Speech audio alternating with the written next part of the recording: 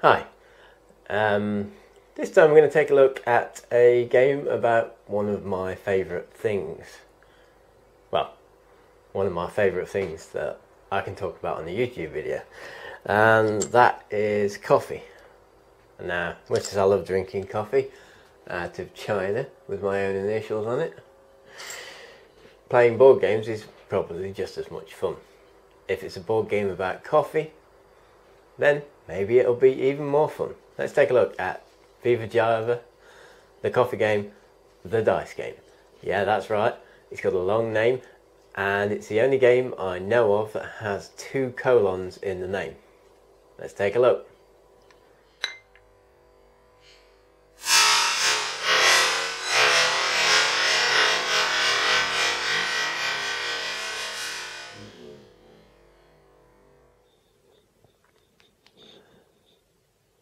Here we have Viva Java Dice set out for a sample 2-player game.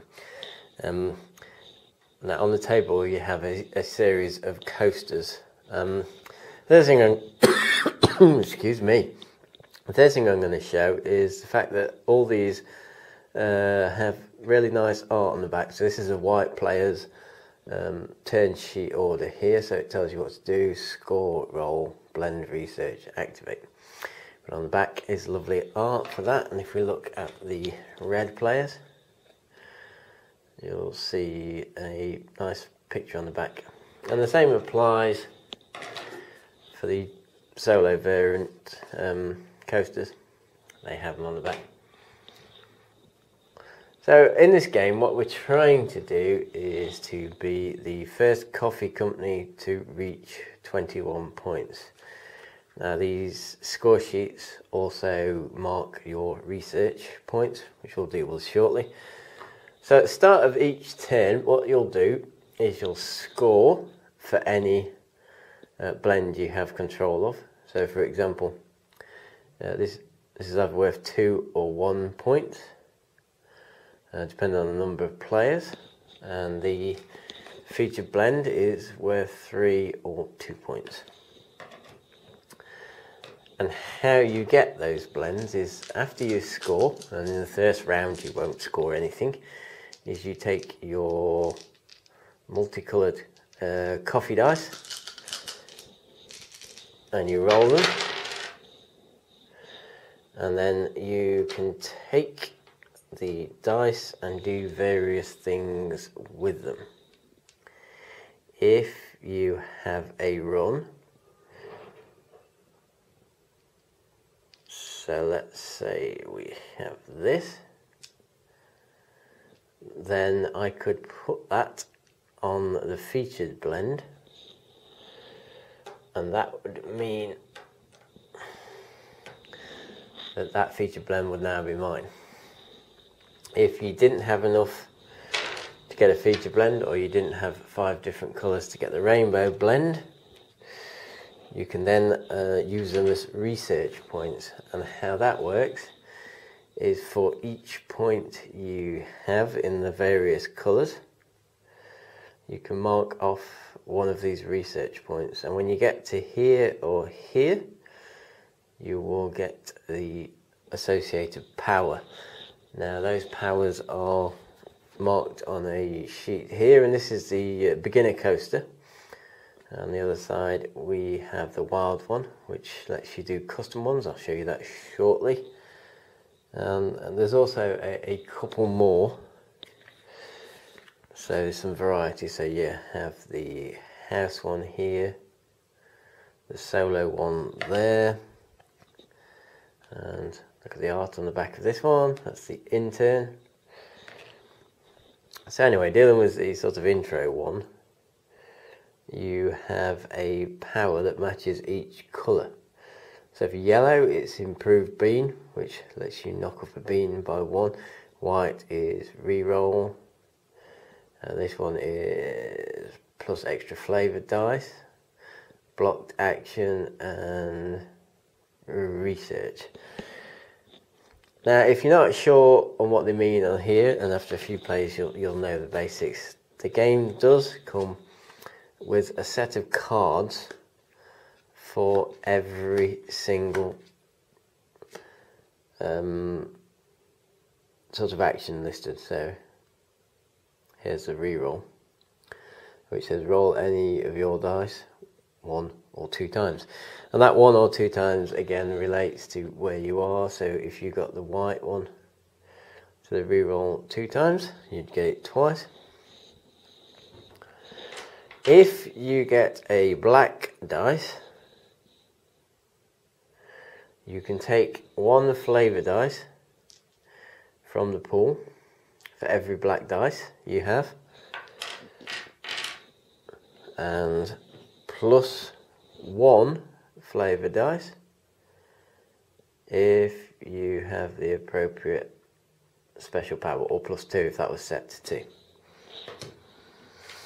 These flavour dice are then added to your dice each turn. So if I had this, the next turn I would roll all these, and the flavour dice are the same as the normal dice except for that they have a wild card, which is any colour. Once all the flavour dice have gone in a round from this thing, you can't take any more, so somebody could steal them. Going back to the blends for a moment, the rainbow blend here, all you need is any 5 colours and you get this. That then stays with you in your area until somebody else gets 5 colours and takes it off you. The feature blend is a little bit different. Each turn it gets to you on the each turn it gets to you even on the game, you have to take 1 dice off. That's the feature blend degrades, because customers are kind of getting a bit tired of this top-notch brand, so it blend. I put my teeth in today, so customers are getting tired of this feature blend as it stales over time. So that's the first thing you do when you score. The next thing you can choose to do is push your luck and just leave the dice on, and then turn passes to the next player because you don't get to do anything. If you want, let's say I degraded again the next round, I can then take the dice off, give up control of the feature blend back to the table, and then roll only the dice left on the feature blend. So in this case I'd get 3, and for my turn it'd be just the 3 dice to roll. So that's essentially how Viva Java Dice works. You roll, you score, you roll, you get the blends, or you do the research, and then you can activate the special powers, and you are given coloured markers in your player colour to show you which one you've activated. So that would be extra flavour. Just so it's activated. You can actually, with this one here, you can actually block people from doing actions until it gets back to you. That's quite a powerful one there. So there you go. That's Viva Java Dice. Let's wrap up with my my thoughts and opinions. Oh, actually no, let's cover something else first before we wrap up. On the opposite side here of the sort of intro coaster is the wildcard coaster, and you'll see this has got symbols, and the game comes with an absolute raft, and this isn't all of them, this is just a few I've grabbed, of special powers. So we got Sip the Rainbow, Shared Research, Call It, and lots and lots of more. As I alluded to earlier, they're all covered by these cards, so it'll tell you what the special abilities do, and that can really mix the game up. Anyway, to my final thoughts and sort of wrap up. So there you go, that's Viva Java, the dice game, or Viva Java, the coffee game, the dice game, to give it its full official title there. Nice art, by the way, on the box, and it's a smallish box too, so That's nice. And even better, it comes with a travel bag, should you actually want to take it without the box. Okay, this is a good game. It's more than a filler game.